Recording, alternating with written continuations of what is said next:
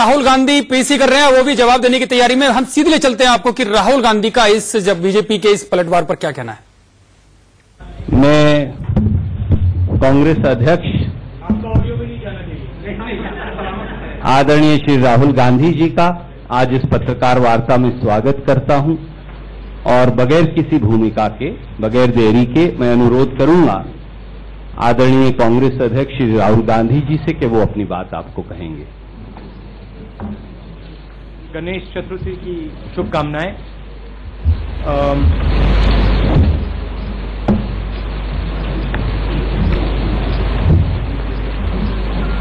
कल अरुण जेटली जी ने कहा कि विजय माल्या जी ने उनको पार्लियामेंट में इनफॉर्मली अप्रोच किया था।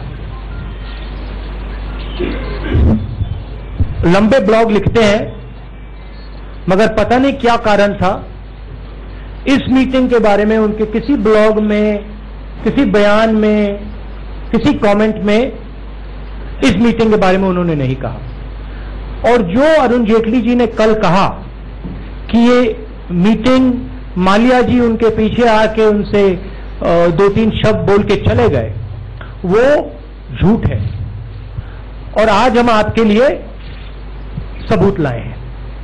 पुनिया जी हैं, पुनिया जी ने अपनी आंखों से अरुण जेटली जी और विजय माल्या जी की मीटिंग पार्लियामेंट में देखी है। 15-20 मिनट की मीटिंग थी, सिट डाउन मीटिंग थी।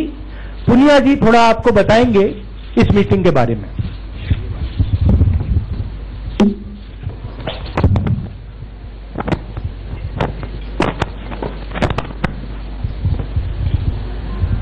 दो 2016 बजट सत्र की बात है।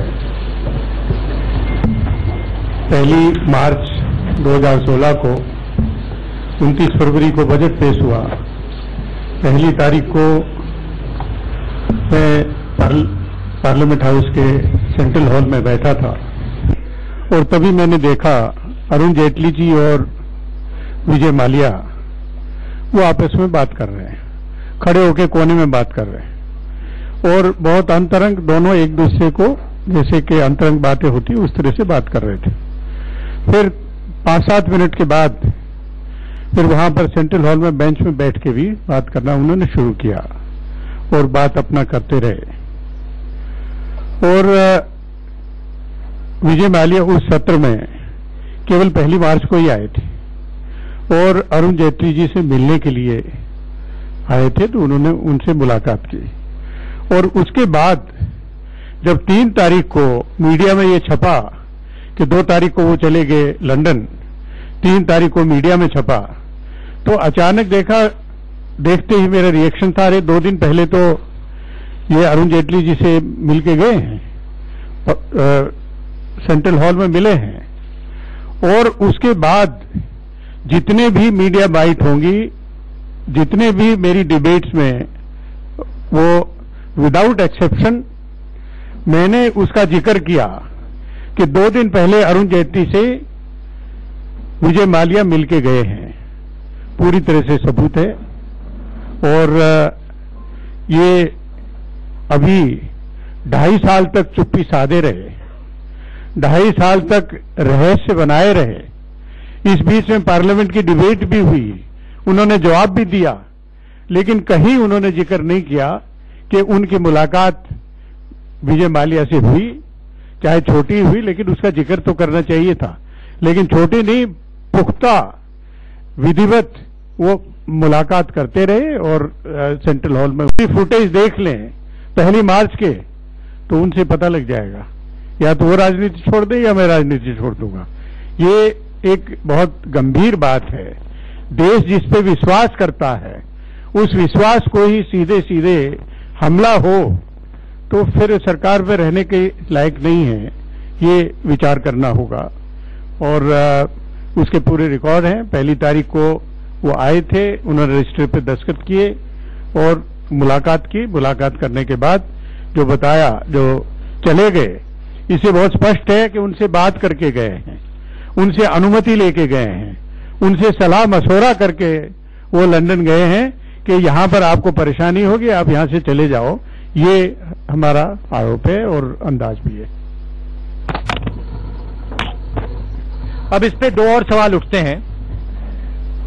पहला सवाल यह है कि फाइनेंस मिनिस्टर एब्सकॉन्डर से बात करता है।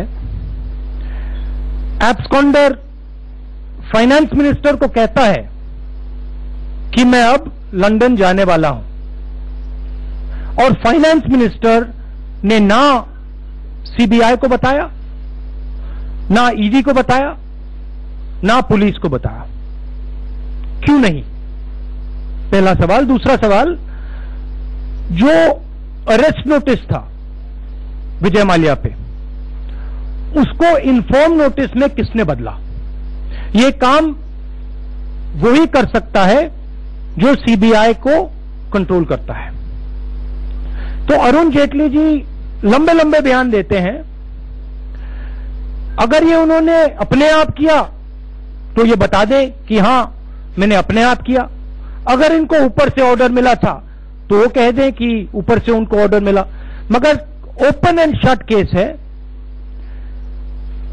इकोनॉमिक ऑफेंडर लंदन भागने से पहले फाइनेंस मिनिस्टर से 15-20 मिनट के लिए पार्लियामेंट हाउस में बात करता है। फाइनेंस मिनिस्टर झूठ बोलते हैं, कहते हैं कि नहीं, कॉरिडोर में मुझे पकड़ा और मुझे कहा कि मैं लंदन जा रहा हूं। ठीक है, अगर आपको कॉरिडोर में भी पकड़ा और आपको कहा कि लंदन जा रहा है, तो फिर आपने सीबीआई ईडी को क्यों नहीं बताया कि ये भागने वाला है, इसको जेल में डालो, इसको पकड़ो? तो ये क्लियर कट कल्यूजन है, इसमें कोई ना कोई डील हुई है और फाइनेंस मिनिस्टर को सीधा बता देना चाहिए क्या हुआ है, उनको रेजिग्नेशन दे देना चाहिए। Thank you. We will have one by one, sir. Let me, can I have said that mic?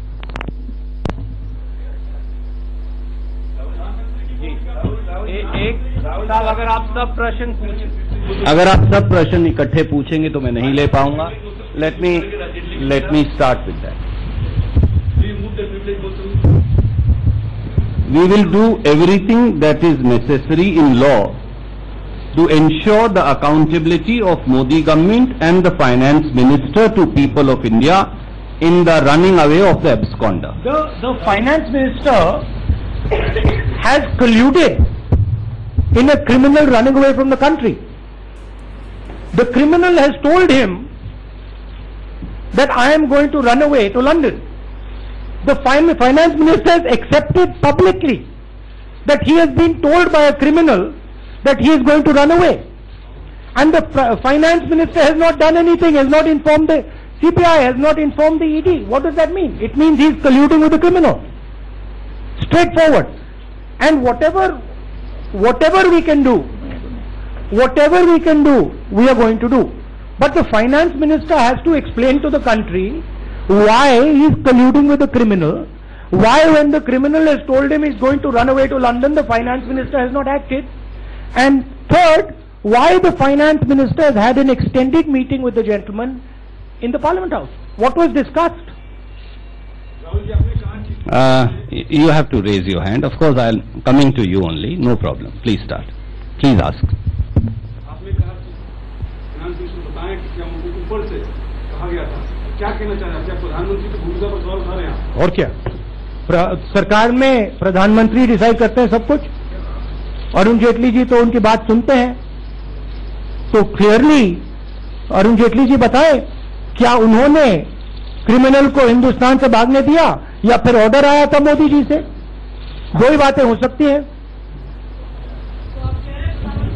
You have to, I'm sorry, but you have to ask for, Raman from News 24. You have to raise your hand. बड़ा हमला किया है Congress president Rahul Gandhi ने वित्त मंत्री अरुण जेटली पर साफ तौर पर आरोप लगाया है कि माल्या ने लंदन जाने से पहले अरुण जेटली को जानकारी दी, लेकिन जेटली ने किसी को भी जानकारी नहीं दी और इस्तीफे की मांग की है।